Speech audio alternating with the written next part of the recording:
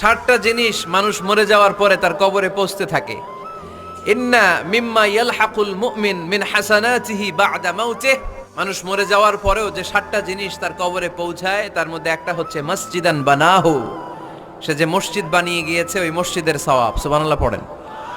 আপনি টাকা দিয়ে মসজিদ বানিয়ে দিলেন, ওই মসজিদে মুসল্লিরা নামাজ পড়ে, রোজাদাররা এসে ওখানে ইফতার খায়, তাহাজ্জুদ আদায়কারীরা তাহাজ্জুদ পড়ে, তাদের সওয়াবের কমতি হবে না, কিন্তু তাদের সওয়াবের একটা পার্সেন্টেজ সওয়াব যে ব্যক্তি মসজিদ বানালো তার আমল নামে আল্লাহ ঢুকিয়ে দেয়। এজন্য বেশি বেশি মসজিদ বানাতে রাজি আছেন?